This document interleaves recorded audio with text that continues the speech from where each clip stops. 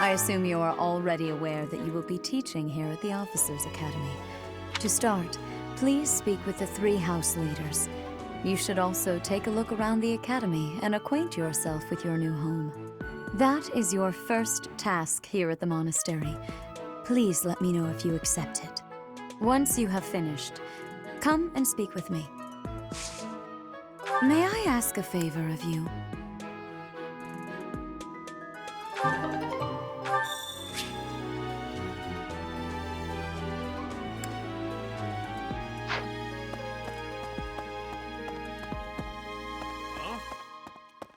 Ha!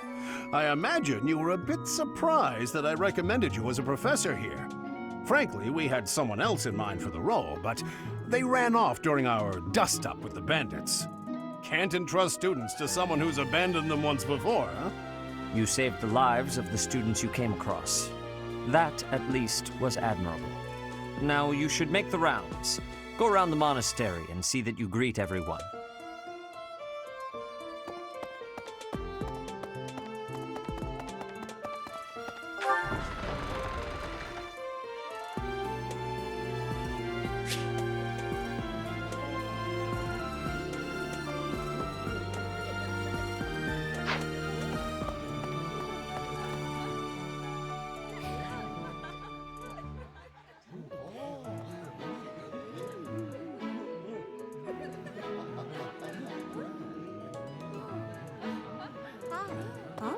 Hey there.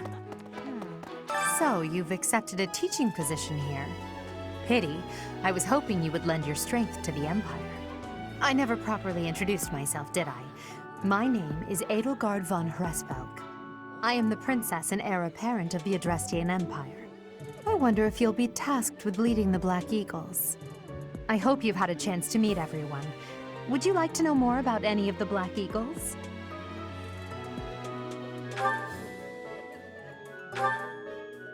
Me? Well, some think I'm a bit distant, arrogant even, but there's little to be done. One day I must rise to become Adrestia's next emperor. What else? Well, it seems to me that we may have similar personalities. Me? Well, some think I'm a bit distant, arrogant even, but there's little to be done. One day I must rise to become Adrestia. What else? Well, it seems to me that we may have similar personalities.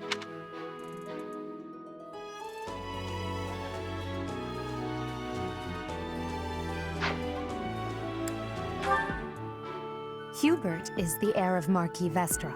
He has served me since I was a child.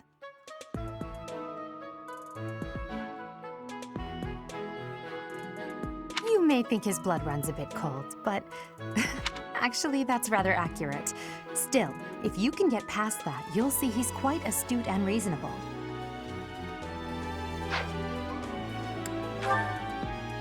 For some reason, he thinks of me as a bitter rival and is always trying to challenge me. It's terribly irritating. His house is that of Duke Ire, which produces Adrestia's prime ministers. That family is, perhaps, too pleased with its own status.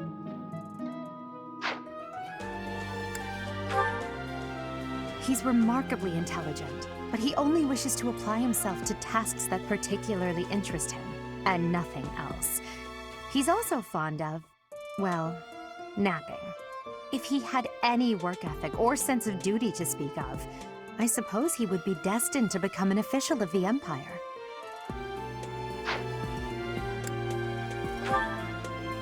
He's the second son of Count Bergliez. He has no inheritance in his future, which is perhaps why he's always so eager to prove himself. He's overly energetic and rushes headfirst into any battle. If he ends up in your care, be sure to keep a close eye on him.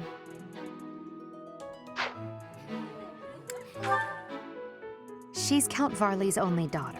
I suppose you could say she's a bit eccentric, but she seems like a gentle soul. I believe she's shut herself away in her quarters and doesn't care to leave, but don't worry, I'll make sure she finds her way to class.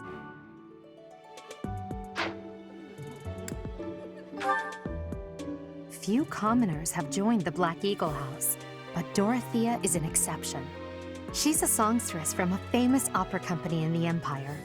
I'm not entirely sure what brought her to the Officers' Academy.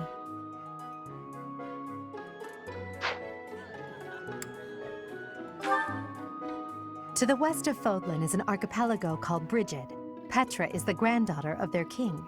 Brigid is a vassal state of the Empire, which is how she came to be enrolled here. She's incredibly smart and studious.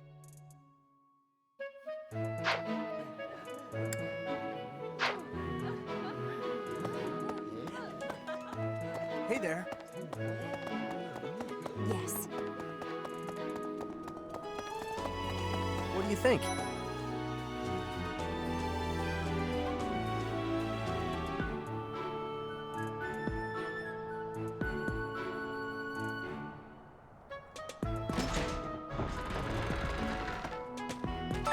Well, scored a teaching gig here, did you?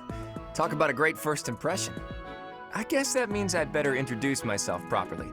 I'm Claude von Regan. I'm from the ruling house of the Leicester Alliance, but don't worry too much about all that madness. I'm guessing you don't know which class you'll be teaching yet, do you? I bet you'd like ours.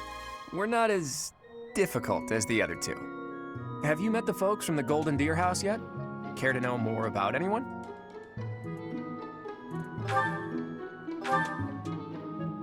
Piqued your interest, have I?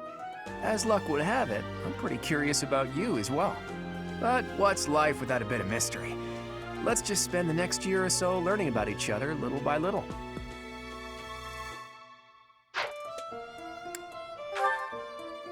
He's the heir of Gloucester territory.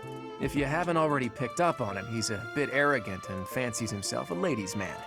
That said, deep down he's really devoted and honest.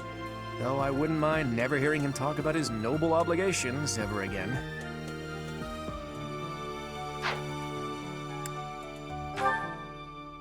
He comes from a merchant family, but his parents died in an accident. Seems like he's had a rough life. Despite all that, he's just about the most cheerful guy you'll ever meet. His passions are training, eating, and actually that's about it.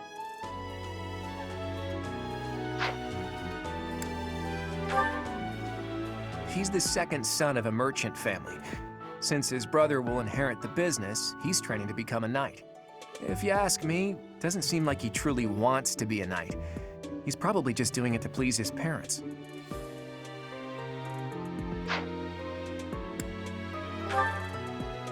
Lysithea is the daughter of Count Ordelia and is probably the youngest student here. But watch out, she gets angry if you treat her like a child. As for me, I do it on purpose. You have to make your own fun in this place, you know?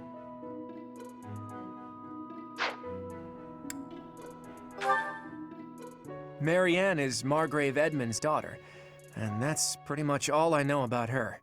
She doesn't interact much with other students, so I wouldn't be surprised if a lot of folks here have never even heard her speak.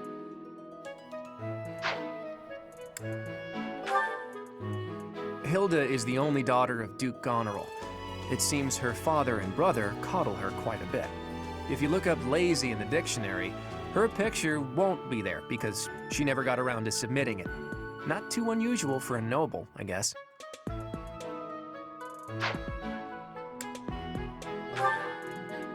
Leonie enrolled because she wants to be a mercenary.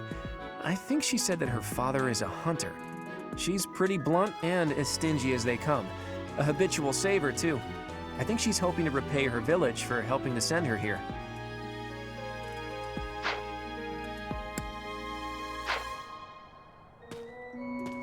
Yeah.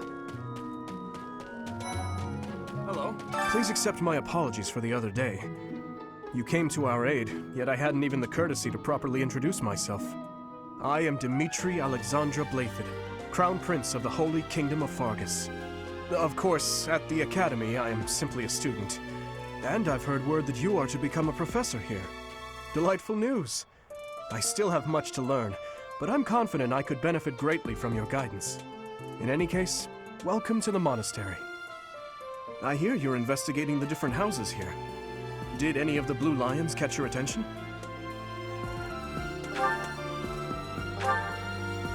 Me? Oh, please forgive me. It's difficult to open up on the spot, don't you think? I'm afraid my story has not been a pleasant one. I do hope that doesn't color your view of me, but I understand if that can't be helped.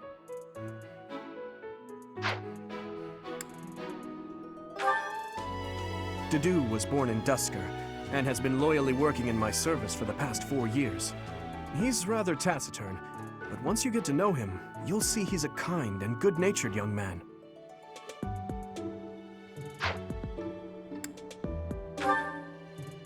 Felix is the heir to House Fraldarius. He has a bit of a sharp tongue, but don't let that fool you. Deep down, he's a good guy. He gravitates toward people who are skilled. Perhaps you would enjoy a friendly competition with him sometime.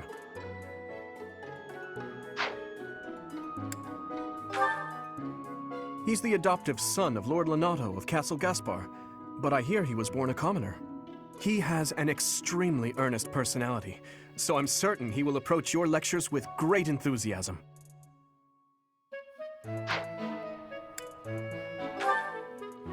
Sylvain is the heir to House Gautier. He is a capable person who highly values his friends. That said, well, he's always been a bit of a skirt chaser, so to speak. Pardon my bluntness. I speak with him about it often, but it doesn't seem to help.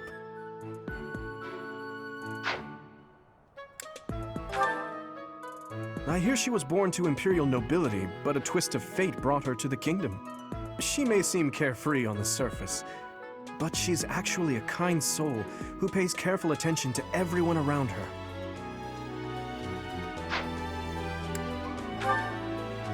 Annette is Baron Dominic's niece. She is a talented student who scored extremely high marks at the Royal School of Sorcery. She's cheerful and hardworking. Brilliant, really. Though she can be a bit oblivious at times. I hear she caused an explosion in the kitchen last night.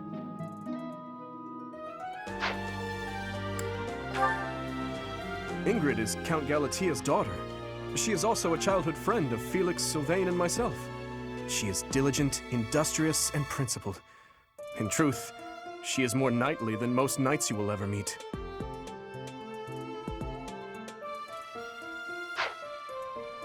I appreciate your effort.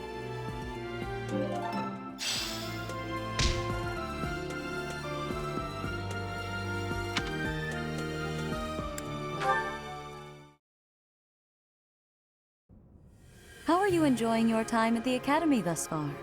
I hope you have found our halls brimming with the vitality of well-intentioned souls.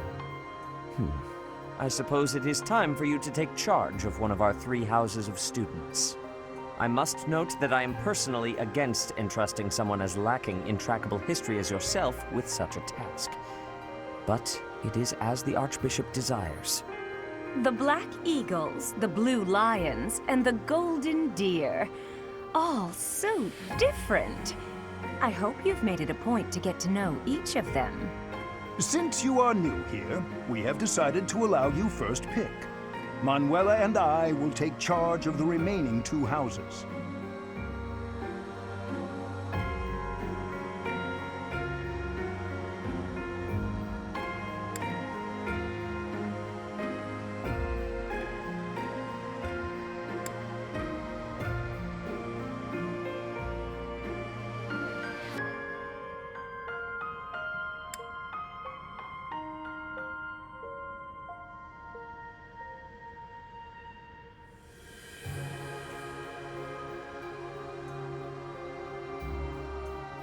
So you have chosen the Black Eagles led by Edelgard, correct?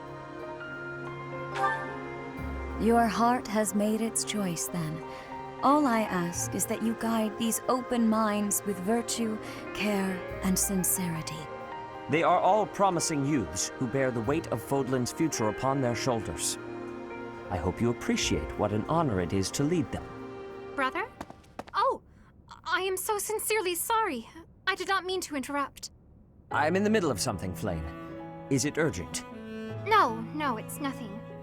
More importantly, who is this? This is our newest professor at the Academy. Oh my!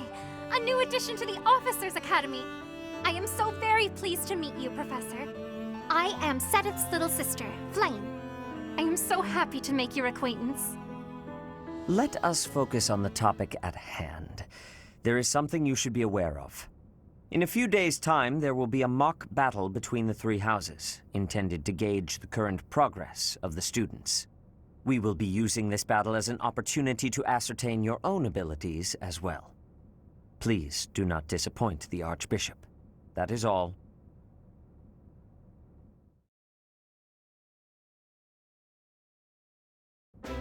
Wait, so our new professor is you?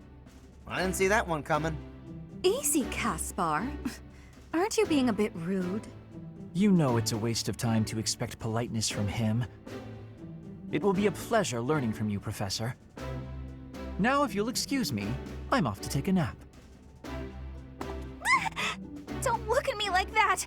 Oh, and please don't talk to me too much either. I'm sorry for the chaos you've walked into. I hear we are rather close in age, Professor. I hope you do not mind if we treat you like one of us. In our class, we try to treat each other as equals, despite any differences in age or status. Personally, I would love to include you in that inner circle. You have a gut, Professor. I will take great joy from your teachings. Petra, I believe you mean to say that our professor has guts. That's a bit different from having a gut. You can't go around saying someone so slim and attractive has a gut. Oh, please take my apologies. I have not yet mastered this language.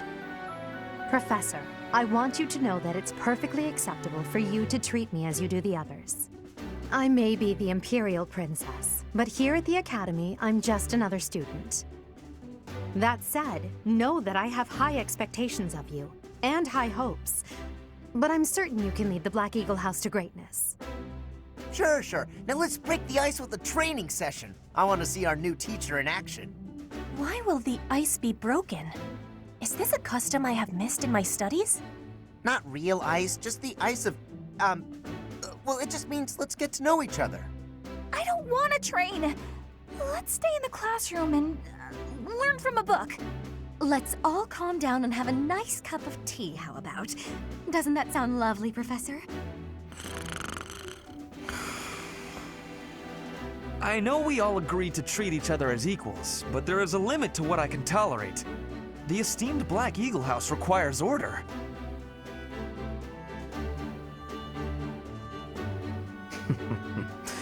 Looks like your first job will be to quiet down this racket. I don't envy you. They're not normally this rowdy.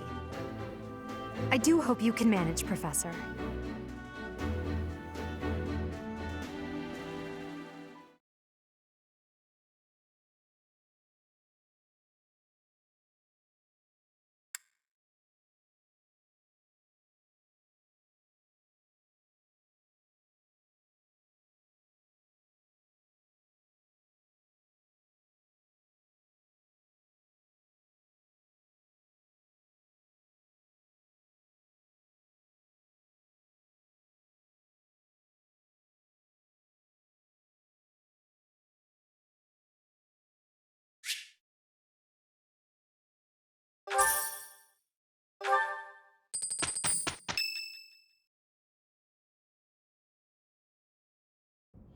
Say, while you're here, I'd like to use this device I designed to determine whether the power of a crest resides within you. Won't hurt a bit. Promise. You don't know about crests? Well, allow me to tell you everything, absolutely everything about them. Is your calendar clear? This will take a while. Crests are a fascinating topic. But before one can dive deeply into said topic, one must first understand what crests are. They are power incarnate. They are said to have been bestowed upon humans by the goddess countless ages ago. They exist within the flesh and are passed down through bloodlines. Those who carry crests may excel at magic, display exceptional strength, or any number of boons. Each crest has its own power, the nature of which is beyond mortal understanding. For now. I suspect as much, yes. But we won't know for sure unless I look into the matter. As I said, crests are passed down through the blood. However, just because someone carries a crest does not necessarily mean their descendants will inherit it as well. Only a scarce few descendants of a crest's bloodline end up inheriting that crest's power. Perhaps one of your ancestors bore a crest, and you just happen to inherit it. That is how a crest usually presents itself, after all.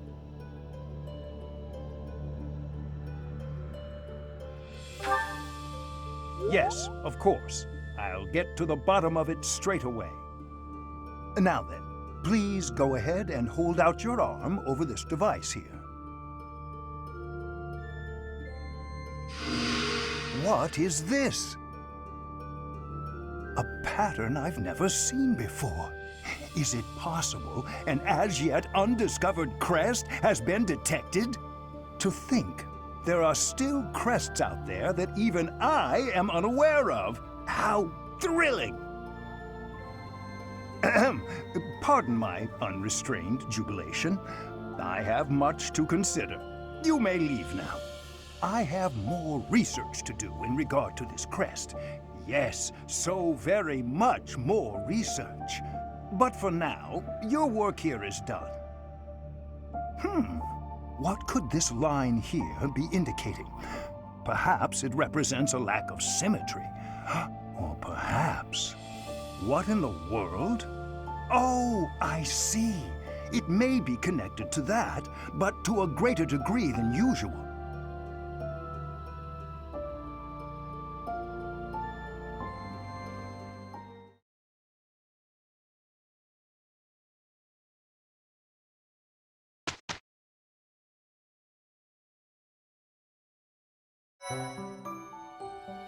With each moon, professors of the Officers' Academy receive a schedule for the month ahead. It notes the days on which events and missions will take place that month. Pay careful attention to your schedule so that you may thoughtfully plan what you intend to do each month and when.